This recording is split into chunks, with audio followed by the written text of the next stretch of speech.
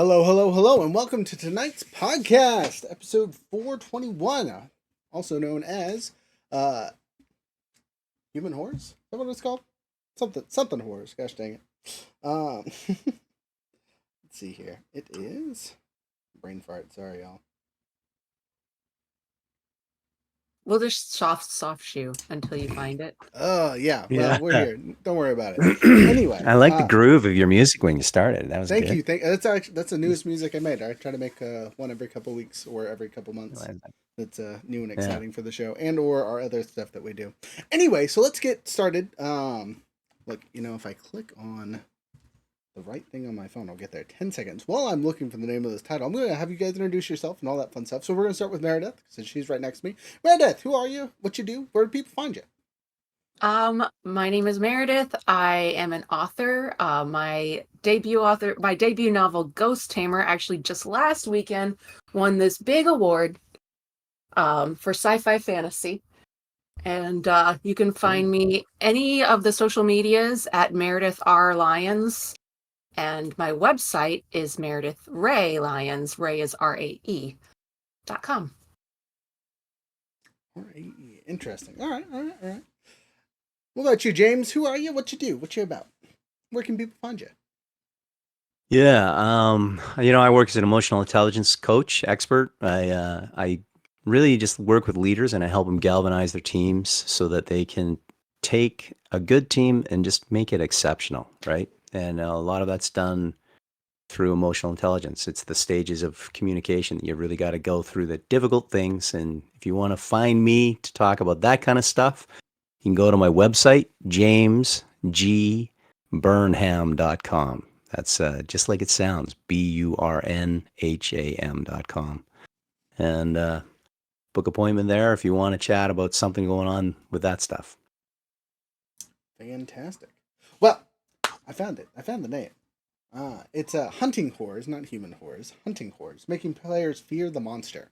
Right, so we're talking all about getting into the psyche behind what scares people, right? How people deal with things, ways to do it safely and well, and what your guys' experiences with those kind of things are, right?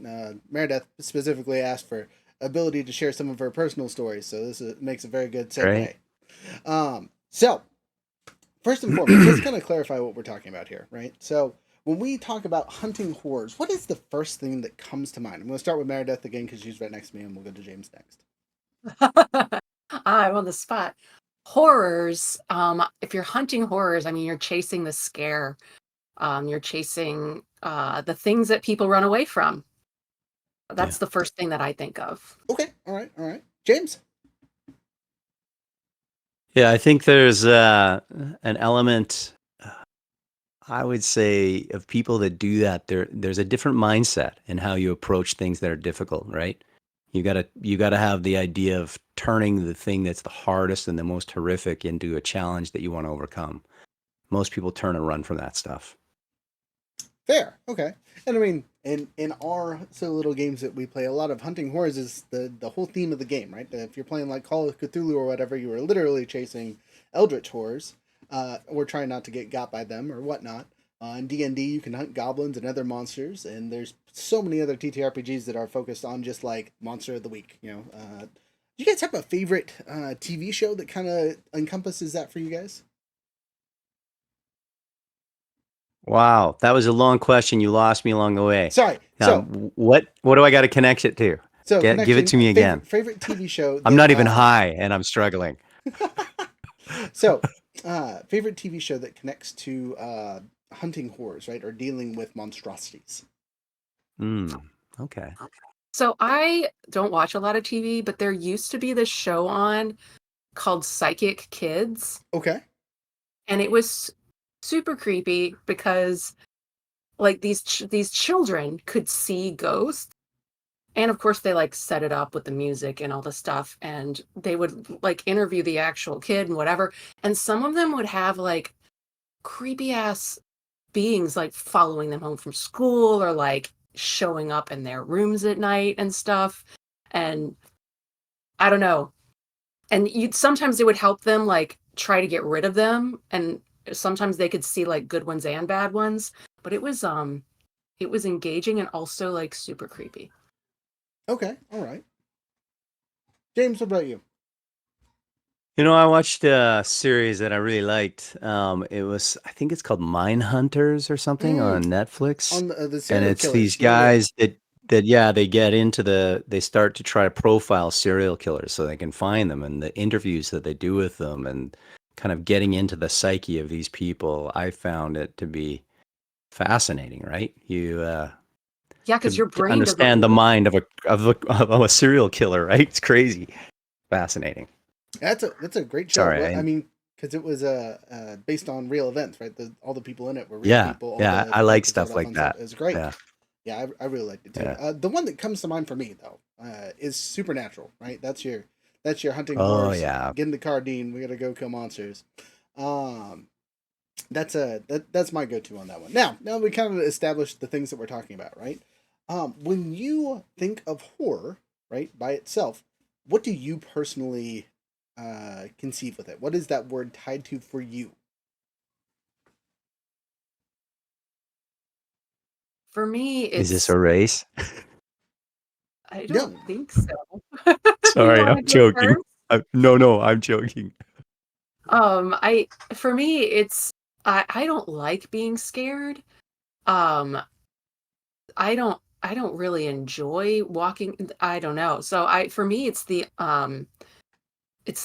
fact that you don't have control over the environment that you're in, and there's something out there actively trying to harm you that you cannot protect yourself against or don't know where it is. That's what the word means for me. Like you are in a precarious situation and and at a disadvantage to something that is actively trying to destroy you. that makes sense. Okay, I like it. I like it. That's a pretty solid descriptor. James, what about you? Yeah, horrors for me are very real human things. And I'm going to go deep personal on this right away, but I was violently molested and abused from the age of 4 to 8, which is what formulated kind of the way that I interact with the world. And I did a lot of work to get through all that stuff, but the horrors that happened to me at that stage made me acutely aware of the pain and suffering of others in the world that is real, right? That goes unnoticed. And I remember reading about, I got really obsessed with the Second World War and all the internment camps.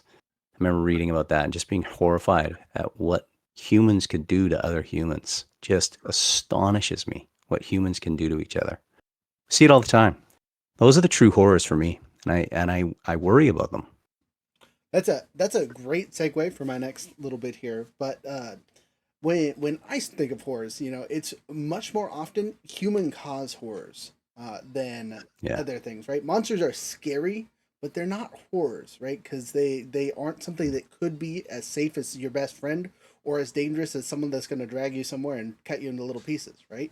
So like that's a horror, right? We talk about eldritch horrors, right? But those are space aliens, right? The tentacle monsters. We don't see those very often, but I see people on the street every day that look like regular people that aren't so much, right? So that being the thought, right? How do we make our players or readers or people that we're working with fear those monsters appropriately, right? Because there's a point between being scared of everything because anything could be a danger, and they're not being, you know what I mean, and not being careful enough, right? In D&D and other TTRPG games, you know, it's you put a scary monster in the face and you kill someone in front of them, right? And then you know, oh, that's dangerous, right? But in your guys' stuff, how do you guys kind of project that imagery or keep people safe from that imagery? I'm going to let James go first. that's a really good question, Rook. There's a lot to it. Sorry, I Um, rambled with my questions. I'm going to apologize ahead of time for that. no, you're setting it up. I found it fascinating. I was just thinking about it, but um, I think about actually this quite a bit because for me, learning to recognize a horror as soon as you can is really important, right? And you see, particularly on the internet, social media is riddled with male, female kind of who's treating who better. There's all these things, right? There's all sorts of groups. I need to be noticed. I need to be seen. Everybody's kind of clamoring to be heard. And then what we might do to each other to be heard really shows the level of our consciousness. Am I willing to accept you, though you can't hear me and maybe can't even understand me? And maybe I can't understand and hear you either, but can I still accept you? Or do I now turn to dehumanization? And that's where the horror starts to come in. And I think we're very quick to discount those that aren't like us, right? And the cool thing is with Dungeons and Dragons, because I played it as a kid, is when you start off, if you're a character, you play dungeons that are for characters levels 1 through 6. So you got a good chance of, if you run into a horror, it's something you have a chance at, right? And so life to me is about learning, what stage am I in? Because you want to stay with the horrors that are level 1 through 6. You don't want to bump into the ones you're not ready for yet. And how do you figure that out? There's a lot of things you do, right? But I think one of the key things is learning to handle the horrors in your life that you can handle at the moment that you're in them.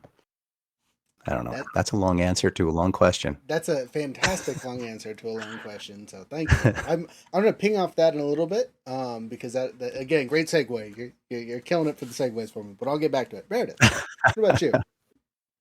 So to get your readers or your characters to feel horror, for one thing, I think your readers have to empathize and like and be rooting for your characters. So first you have to create an empathetic, relatable, not necessarily perfect character, not necessarily even likable character, but just a relatable character that your readers can be rooting for or empathize with, and then put them in a situation that is precarious and that the reader can kind of see a little bit the pitfalls here, and hopefully the reader is going, don't open the door, and the character's of course compelled to do the thing that is terrifying to the reader, and you want the reader to both be with them and be terrified for them because they care about them. So I think I'm a character first writer and a character first reader. So I think creating characters that are cared about first and then put them in the situation and make them maybe do the slightly stupid thing or the brave thing so that it puts the reader on the edge of their seat. And that's the first step. Nice. Okay. I mean, that makes it really easy for most D&D players or DMs, because the characters are the people that build the characters for them, right? So they're already intimately connected. They've pushed a piece of their personality into their characters already, right? Mm-hmm. So they don't want them to die. They don't want them to roll bad or make the dumb choices that get them yoinked by the monster. But in that setting, kind of going with what James said, keeping your monsters from level 1 to 6, I think it's a really easy way to make your characters understand that they are in a dangerous situation. Is don't throw them in that pond. Maybe don't keep them, don't throw them into a dragon's mouth per se, right? But if you have a dragon that breathes fire and takes out an entire night squad 50 feet away from them, and then it flies off, and that's the dragon they're hunting, it makes it very apparent that their lives are very close to death at all times while dealing with that horror, right? So next kind of question here: is it okay to also degrade horror to where it is funny, like say Scooby Doo it up, right, in your guys' writing and things to make things safer, right? So sometimes, like, we'll play with younger kids, like we work from ages 5 to 99, so sometimes we get the 5 to 10-year-olds at our tables. Where is an appropriate line to degrade horror to where it still has elements of it but has lost the actual edge?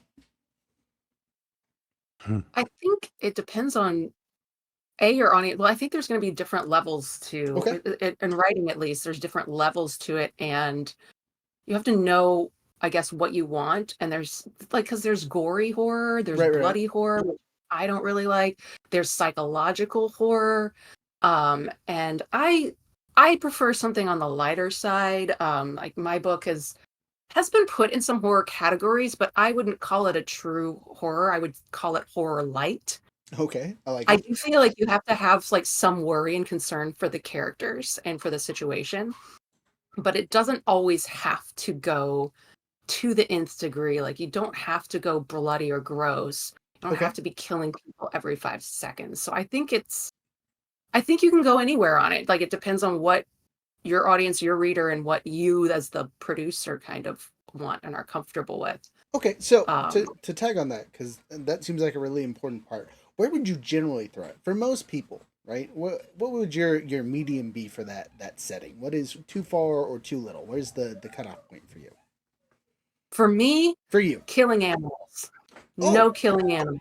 interesting. Okay, so people fine, animals no. People fine. Okay, so Animals no.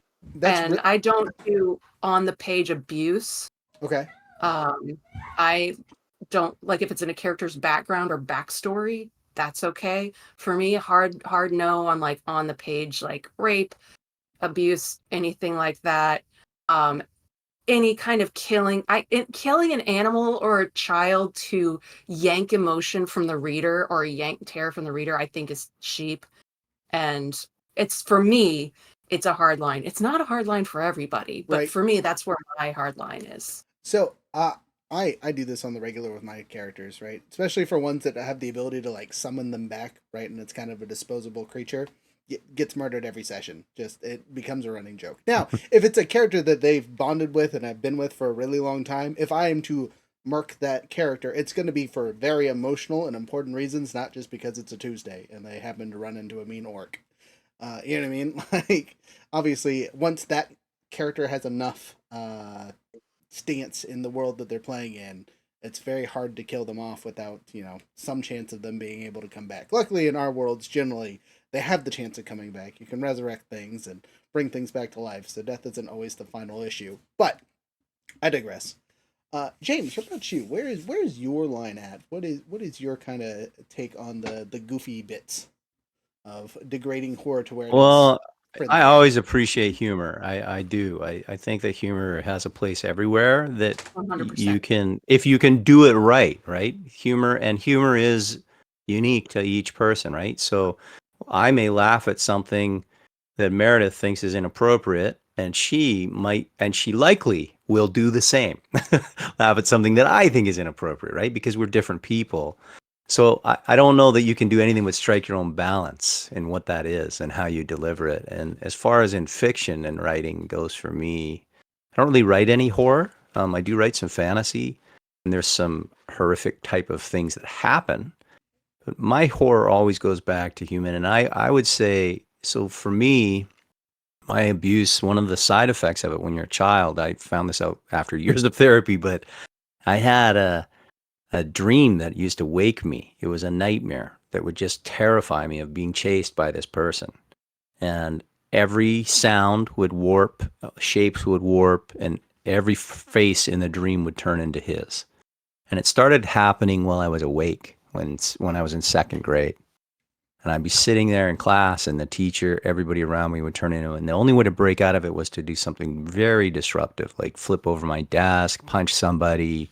Right? I was really just a problematic kid because I thought I was going crazy. So I went home. I knew I had to cope with this. I thought I was losing my mind, and I could drop into this space of that dream if I just kind of let my eyes go out of focus. And then it would happen. And it was so terrifying to me. I could only handle it for like maybe a second. It was just sheer terror, like the all encompassing, just crippling terror, this dream. And it would happen while I was awake. And I would jump up and look in the mirror. And it would go away when I saw myself, because my face would never turn to his. And so I would sit with that as long as I could, as long as I could take it. And then I'd jump up and look in the mirror. And I did it over and over again. And in the course of a few months, it got to a point where I could turn the dream on and off. And it became kind of fun for me. What had put me into tears of terror was now a game that I played when I was bored. And it was fun. So that's what I mean, like the line of horror for people. You have the capacity, depending on what you've been exposed to. So somebody that's been exposed to extreme violence of war and see people dismembered and the horrors of war, their sense of humor about something might be way beyond what I could handle, right? Can 100% confirm that statement. All my army buddies just the darkest of Right? humor, and it's great. We love it. Yeah. So, Yeah. But I that's a way of agree. coping. I made my character an aspiring comedian because the topics are like grief and death, and I needed some humor in there to balance it out. I completely agree that you need some light for your dark. nice. Okay, so that's a great balancing point for dealing with horrors, right? Is being able to throw funny things in there. Again, I'm going to use the term Scooby Dooing it up. Sometimes that's good for you, Yeah. though. You know, it doesn't have to be the whole time. But if your characters open a door and get slapped in the face with a stick or branch that doesn't do damage but just surprises them, it'll give everyone at the table a little bit of brevity, right? Especially if they were assuming that the monster or whatever was on the far side, right? Side note, one of our audience members, Forte, noted that he agrees with Meredith that animals are untouchable. Yeah. Also, I totally forgot because I had talked about it before the thing. Our third guest that was supposed to be here, unfortunately, was having some serious technical issues with us. He was here, but he could not finish the show with us. So hopefully he'll join us in the future when we can get those tech issues figured out ahead of time. But pushing on. So now that we got the your guys' personal levels of understanding, and again, segue, tables, right, have a different personality. Every single table you play at is a different group of people. So they also have a different capability of what they can handle. And the safest way to play it, right, is always go to your weakest link or lowest common denominator, right? And that's the worst it can get is for the least intolerant person, right? Because that means that everyone else will be fine with it, depending on where that's at, right? That's a DM tip for when you're building your encounters and stories. If you're playing with a 7-year-old who's hanging out with mom and dad and playing his first game, mass amounts of gore is not going to be a good choice. But if everyone, the grizzled war veterans, do it, right? Or don't do it because, it might be a little issue for some people. Again, tables are different. So, pushing on to let's talk about the human horrors, right? The monsters that are behind people's faces, right? And to kind of play to Meredith's strength, the horrors that they leave behind, right? Because not always are the horrors consistently an evil entity, right? Some people change and are better, right? They improve. And I think being able to show that in your stories when you're telling them that sometimes those evil things that are given a chance to grow and flourish in a positive manner can become a positive entity, right? What are you guys' thoughts on that there?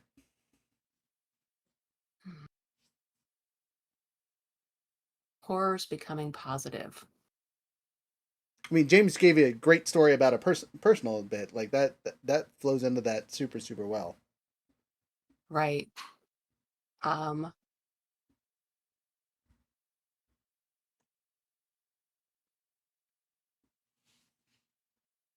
Hate dead air. Can you reframe that question for me, Rook? Because Sure. when Sure. Meredith said that hordes are positive, I was like, maybe I misunderstood the question. So it's dealing with the hordes and turning them into a positive, right? Or Yeah. seeing that their Okay. effects have a I'm with that. positive result, right? So like what Yeah. a great classic story example that I can think of, both just to give you guys a little bit more Yeah. context and time to think, is like when the monster scares a sheriff, right, into like he's a lazy flat slob that doesn't do anything, but something ate one of his friends and now he's motivated to keep everyone else safe, right? Right. So Right.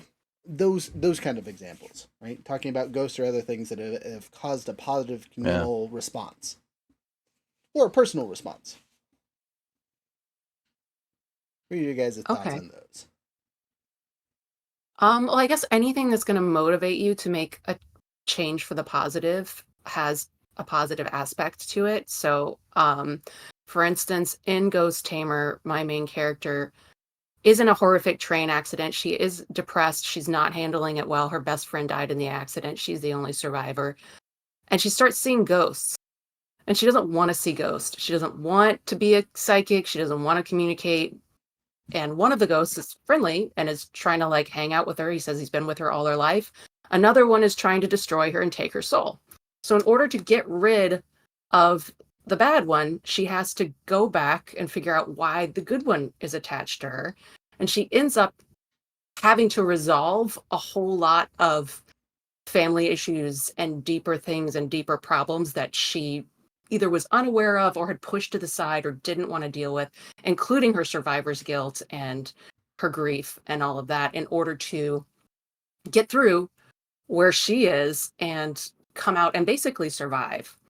So I guess that would be an example. In order to survive the horrible thing that is trying to destroy her, she has to do the work and self-exploration and examination to get past it and become better and improve her life. Gotcha. Okay. So using the external horror to push personal growth. Interesting. I like it. I like it. My case, I was just honest because I brought up the Second World War, but Victor Frankl and this woman Edith, what's her last name? I can't remember. She writes a book called The Choice. Both of them survived Auschwitz, and both of them created psychotherapies that changed the lives of many, many people because they were just troubled so deeply by their own pain and torture and the things they did to survive in those concentration camps were not serving them in the world when it ended. When it all came down, those behaviors were now not going to be okay. So they had to figure out how to function. And they created these methodologies that help themselves and then help millions of others to overcome trauma, right? And I think that's a beauty that comes from horror. Nice. Okay, that's a fantastic example. So let's talk about the comeuppance, the karma that comes with what creates a horror. How often do you guys feel that your stories or characters or people create their own horrors that haunt them? I feel like that's kind of a big theme, at least in Ghost Tamer. The creation of certain ghosts are they latch on to, there's a type of ghost that latches on to a troubled, sensitive soul that's already in pain and uses that pain to basically make them worse, make them just fall into their own worst habits, worst selves, worst impulses. And if they die with the ghost attached, then they become a demon. And it, and before they die, they can destroy families, they can, wreck lives. And then after they die, they can continue to try and find new sensitive souls to drown and force into their pain. So that is a literal example in my book of them creating their own worsts or becoming their own worst selves or becoming their own horrors. Okay. All right. All right. Wow, I'm struggling to stay on topic. So, give me the question again, Rook. So I should never be on Jeopardy. so when you're considering horrors or dealing with people, how often is it their own karma catching up with them, right? How much are these horrors Yes, it's the self-made? karma. Yeah. That's a fascinating thing, right? Because we're like don't want to victimize people, but I also believe you must understand why you became a victim and take ownership of, even if it's just 1%.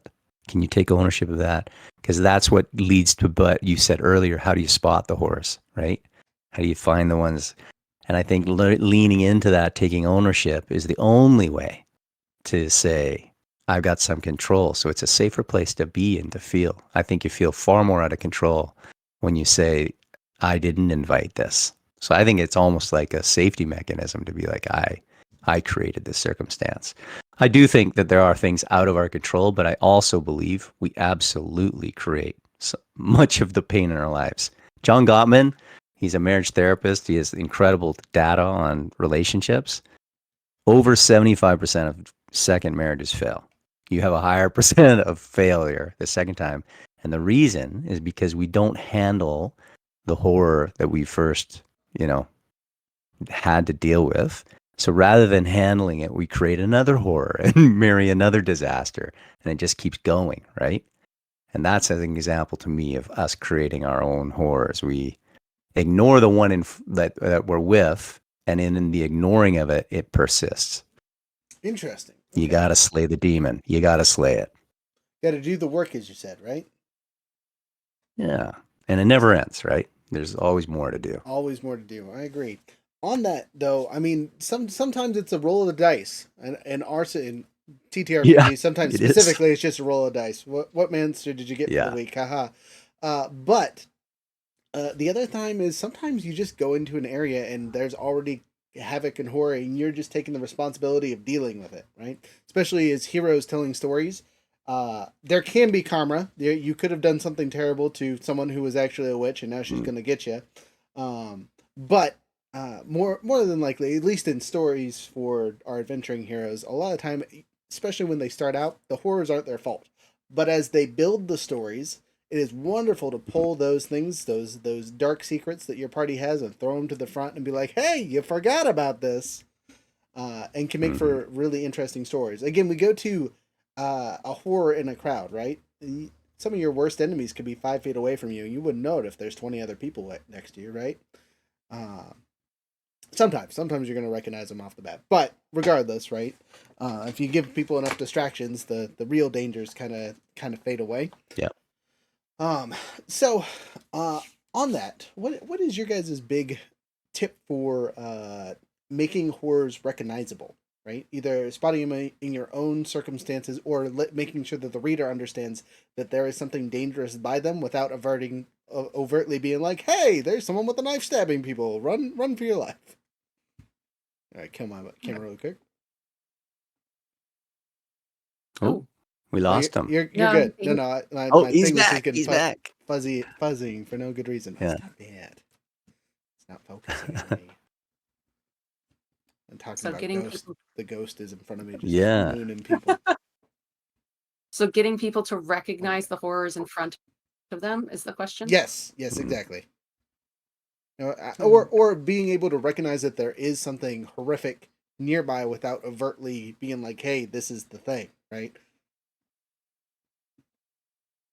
James, I'll let you go first. I feel like I keep going first. I just thought we were doing in order, but I'm happy to go first.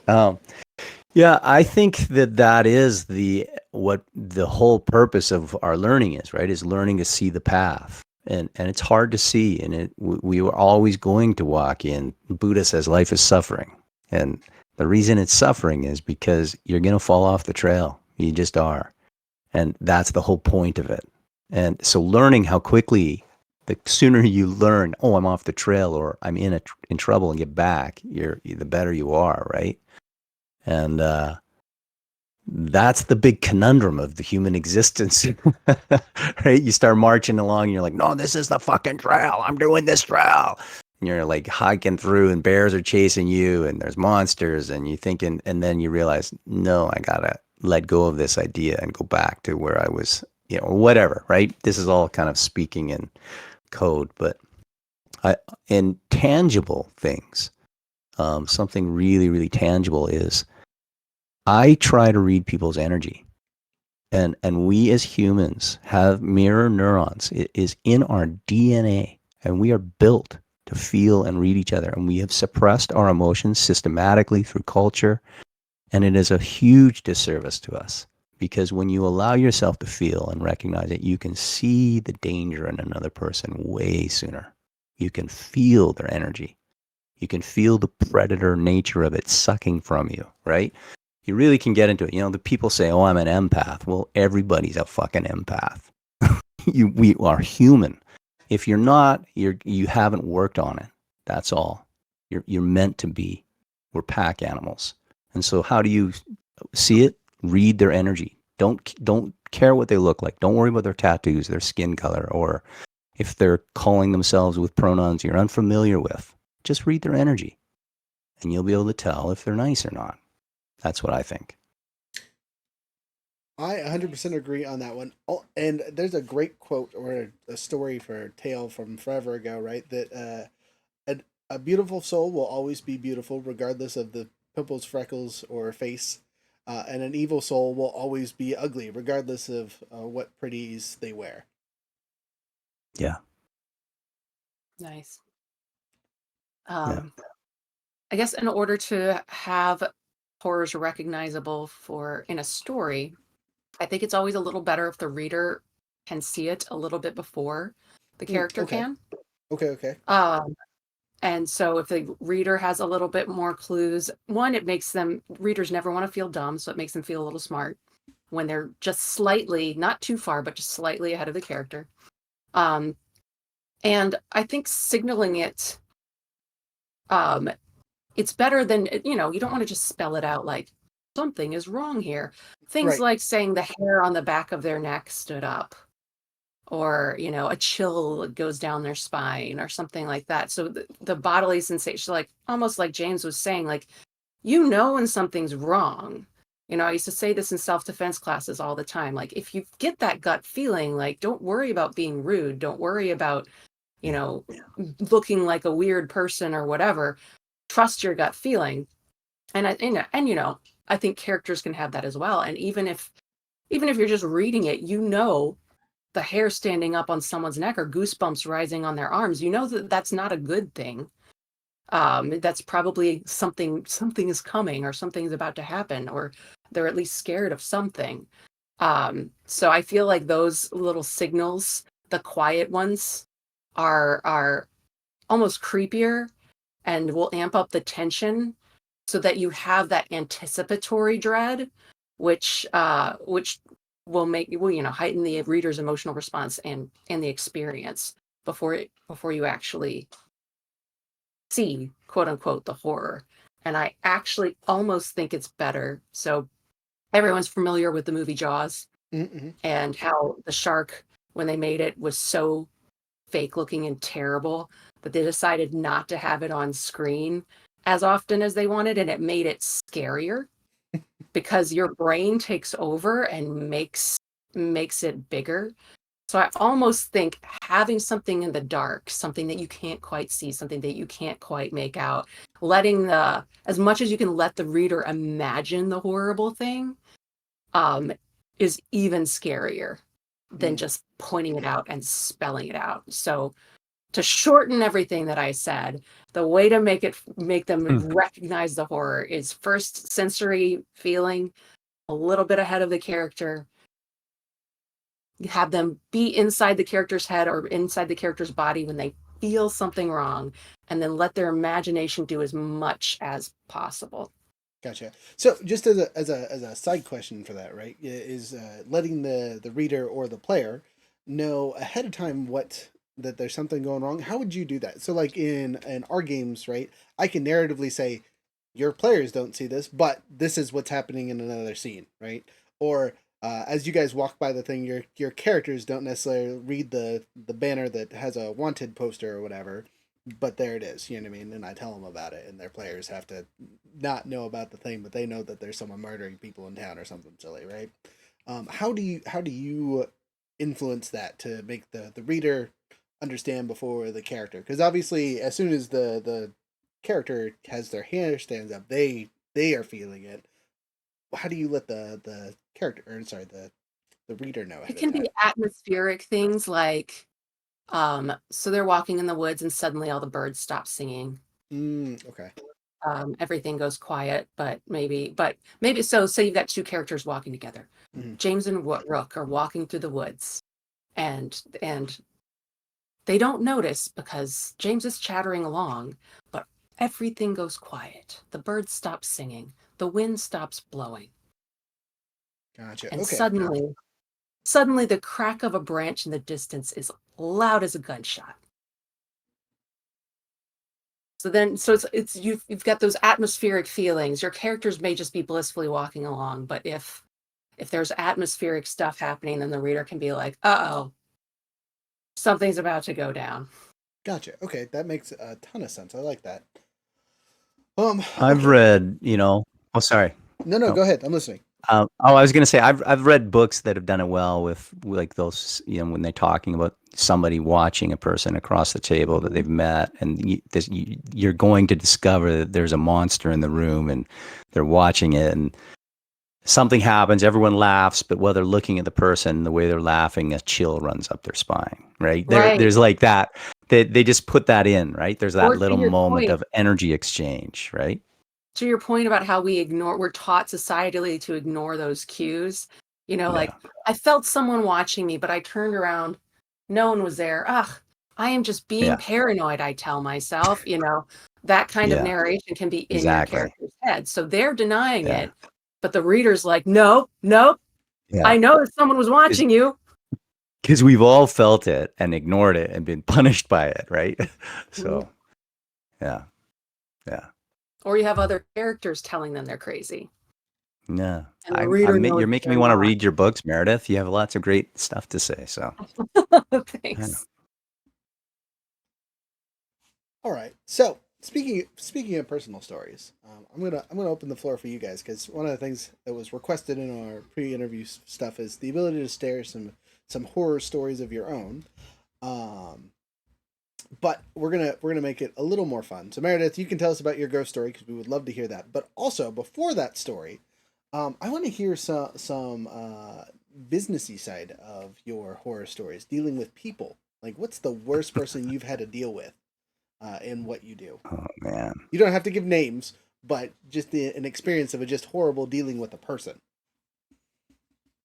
Again, It's just in Scooby Doo it up life. a little bit. Yeah, in life or specifically in your writing, right? For you, Oh, for James in your business with your clients. Who is Yeah. the worst that you can think of? Who is just an absolute horror to work with?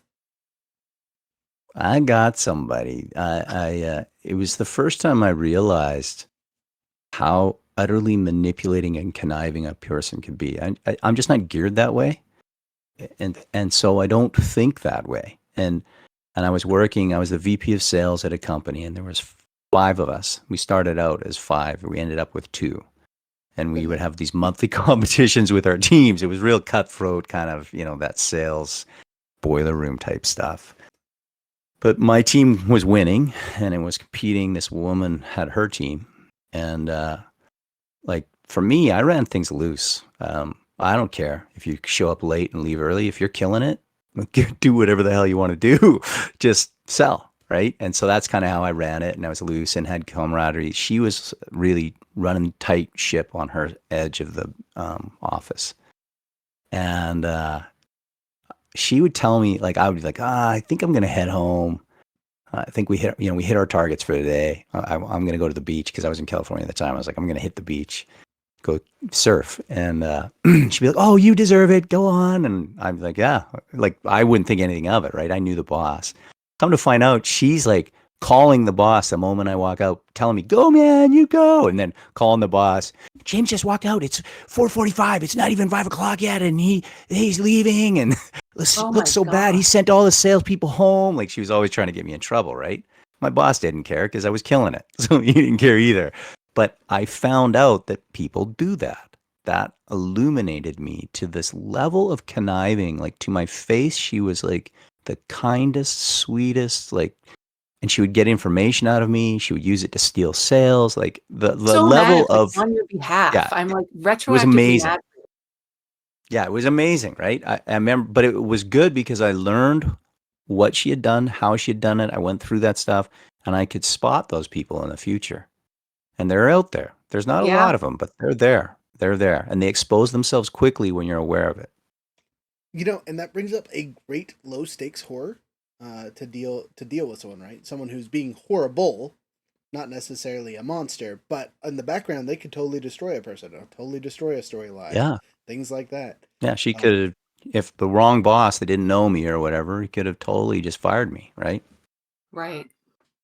I'm sorry if you guys hear my cat screaming in the background. I hope it, you don't. it's okay. It's You guys like have heard my kids the entire night. It's fine. he's singing the song of his people, and I don't know why. Um, so writers in general are a really awesome and supportive group of people. So I had to really dig deep to find something, to find an example here. So the thing about any kind of creation, I think, is when you put yourself out there and you know you're going to get rejected, and you know, and you put yourself out there for feedback, and one, you're not going to be everyone's cup of tea, and two, you have to take critique in order to grow.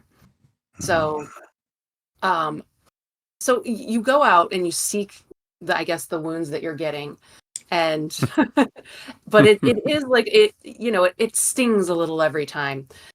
And I think learning to be a good critique partner, a gentle critique partner, you know, praise, correct, praise. You want that PCP sandwich, but and and to give feedback that's helpful, and also to know when something is not for you is a skill.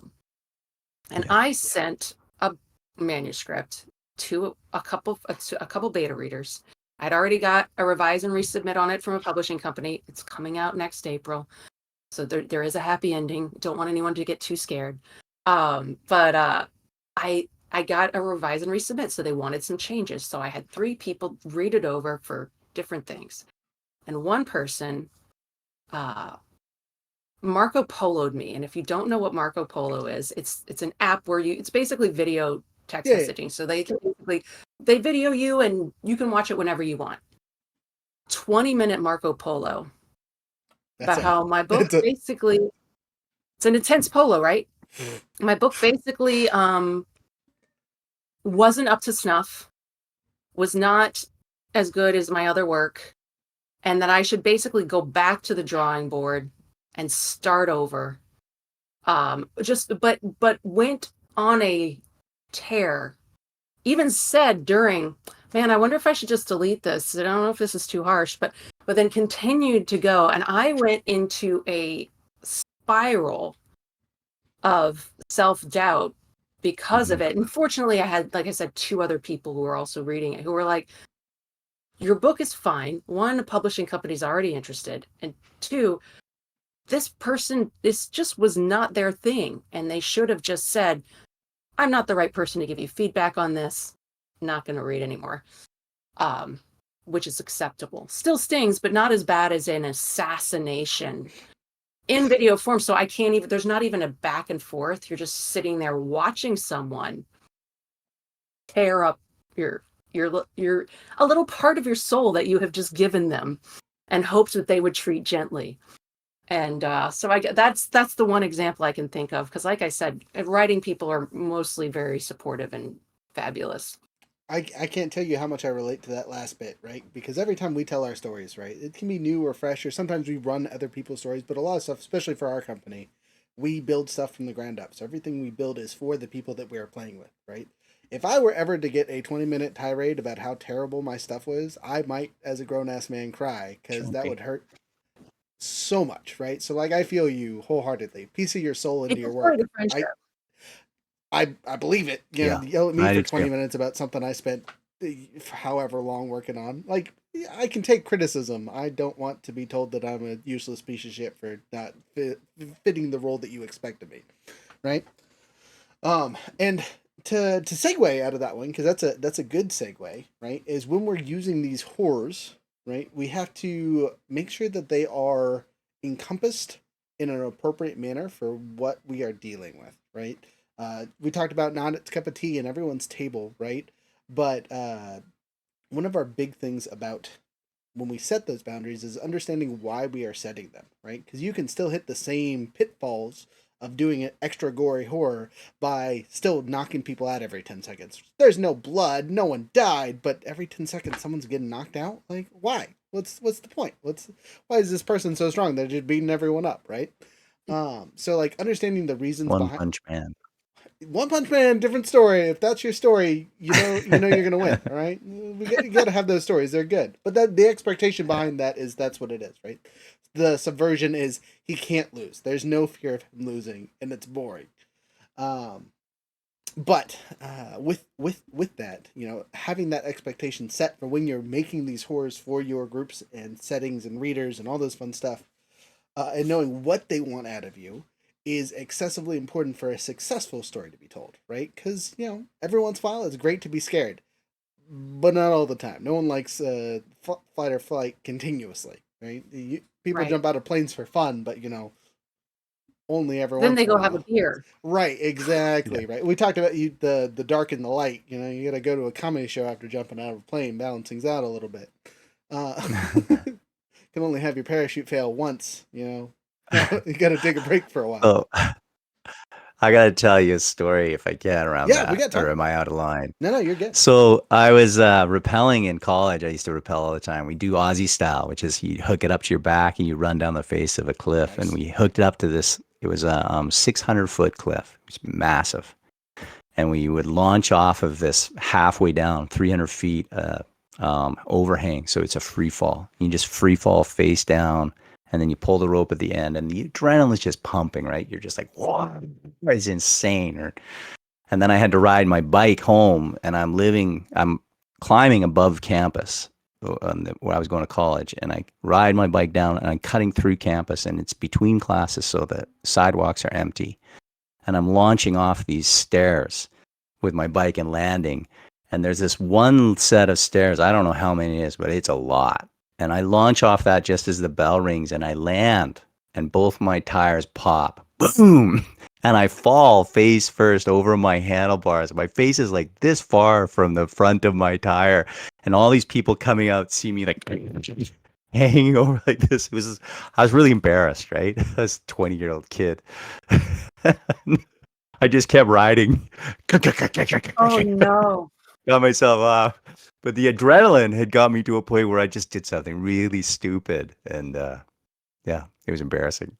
I don't know why I thought of that story when you were talking, but I did. Hey, that's a good story. I appreciate that. Talking about some humor Yeah. in our podcast here. So let's jump to the horror side. Meredith, you have a ghost story to share with us, and we want to hear it. I do. It's so when I was little, it's in the early double digits, so maybe around 10, maybe 9, but probably 10, 11. My bed faced into the room, and I would wake up in the middle of the night, and there would be a girl walking up and down the foot of my bed, and she was always in passionate monologue. She was trying to work something out. She was saying something. She had stuff to Mm. say. She was gesticulating. And if I ever tried to comment on anything she said, she would stop, look at me, and then disappear. And I would go, and go back to sleep. 'Cause I was a kid, she wasn't scary to me. And I would never remember when I woke up. And until one day, I woke up and she wasn't by the foot of my bed. She was right by me. And she was looking down on me with like this big smile on her face. And she said, "Goodbye." And I said, "Where are you going?" And she just vanished. She looked delighted. And when I woke up, I remembered all the other times. And I would try and tell people about it, but you're a kid. Adults will tell you you're dreaming. Other kids will make up their own ghost story because they want to top your ghost story. And so I eventually just stopped telling people about it. And then I was in college. I was an adult, a young adult, but I was in Chicago and I was coming back from a bar, like drunk probably. And for some reason decided to tell my friend this story. And she said, "Did your mother have a miscarriage before you?" And I said, "Yeah." And she said, "It was your sister coming to check on you." And I was like, "Oh." And it just felt like kind of nice. And so I like to think that when she was leaving, she was finally going off to be born somewhere else. So that is my ghost story. Nice. Not all of them have to be bad ghosts. Yeah, I was going to say that's way Now, more positive than I was expected. I will add something freaky to that just happened. Like 2 weekends ago, I did a library event about this book. My sister was in the audience. And I was like, "I have a ghost story." And I told that story. And afterwards, she was like, "I was surprised you told that story. I thought you were going to tell the story about the man." And I was like, "What man?" She's like, "You don't remember when you were like 14, you kept waking up and there was a man staring at you?" And I was like, "No, I do not." And she's like, "Really?" She's like, you were telling Mama about it. And it happened a couple times. And Mama finally said, well, you're going to have to just tell him to go away. And you did. You next time you saw him, you sat up in bed and said, you go away. And I guess he went away. And I was like, I have no memory of this Huh, at that's all. funny. And my mom has no memory of this. So we're like, did you dream it? But it was still a little creepy. I'm like, I feel like I would remember a man standing at my bed, but she has vivid memories of us being in the kitchen discussing this man that was coming to see me at night. So there's a little horror for you. Right.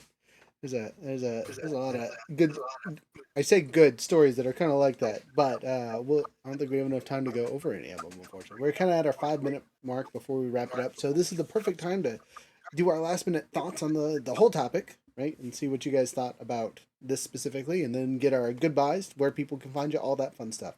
So, since we started this with Meredith, we're going to start with James. James, what final thoughts on this topic? Where's your head at after this discussion?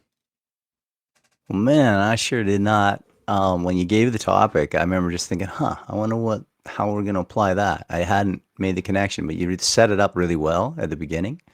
And I really enjoyed actually the kind of back and forth between a fictional example of how we see that represented in our literature, and then how do we see it represented in life. I thought that was a fun kind of, and with D&D too, right? The parallels between all of these things, between art and life, is real.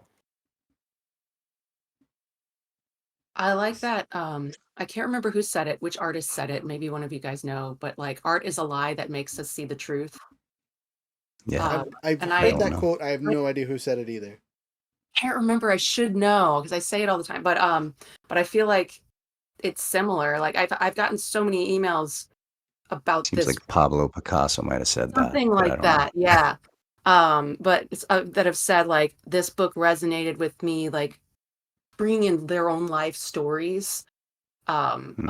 about something in the book that has touched them. And obviously some of my own life is in there. So I agree with James. I like the parallel of like literature horrors and real horrors. And I think the catharsis of exploring them in a safe space, such as literature or a movie or an RPG game, or tabletop RPG game, Yeah. are healthy. And it's a safe place to like look into those darker aspects, where we physically and emotionally are safe, but can still kind of, um, you know, examine those impulses or those things that we've been through, or things that other people have been through, and experience some empathy or catharsis. I to tag on that one, yes, for sure. We didn't even get to talk about being the horror yourself, which is one of the other topics, because I could talk for another 10 minutes on this. But Yeah. that's a I agree. Yeah. great thought behind it, that you can be the horror in these safe spaces, especially for D&D, in your writing, when you're talking with people. Yep. It's fantastic. Side note, Fort is over on Twitch now instead of on Discord, and he says super fun to see the different perspectives in horror. And yes, that was a Picasso quote. So thank you for it. Much Oh, appreciated. wow. So, Sometimes my education pays off. hey, it's better than a sheet of paper on the wall, right? So, Not much.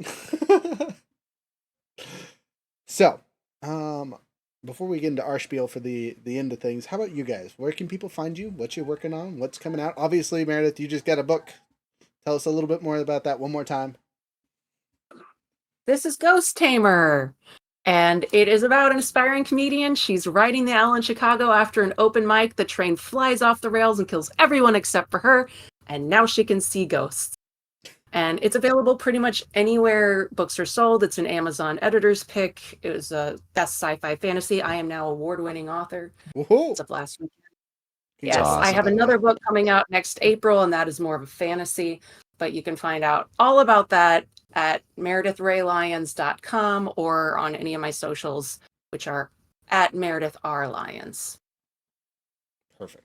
Fantastic. All right, James. Yeah, for me, you can find me at my website, jamesgburnham.com. I'm on Instagram, jamesgburnham.com. I'm James at James G. Burnham. I'm on Facebook, James G. Burnham. I'm also on TikTok, same name. Yeah. Fantastic. all those places. So if you want to see some stuff that I talk about with emotional intelligence, I would go to YouTube. That's my YouTube channel. And you can type in James and Fear or James and Emotional Intelligence, and you'll find me there. Fantastic. All right, now for our fun stuff. So, code for this month, because it's a new month, which means I have to update the website, but the code to get 10% off basically everything on the online store is going to be MOM907. MOM907. Real short this month, but, Mother's Day is coming up. Next week it'll probably be Dad. Don't be surprised. But that'll get you 10% off basically everything in the store. We have an event this weekend. If you're up in Fairbanks with us, come over to the Shoppers Forum Mall. We're doing the Mother's Day Bazaar, speaking of moms. Also, Mother's Day is coming up. Buy dice. They love dice. They're pretty. They're shiny. All that fun stuff. If you guys have sat through this whole thing, thank you so much. Please subscribe. Follow us on the Twitch. Follow us on the YouTubes. Wherever you're listening to us, check us out in the future. Come join the Discord if you're not already. And with adventure in mind, have a wonderful time. All right. Guests, stick around for after the music. Maybe if I can find the button.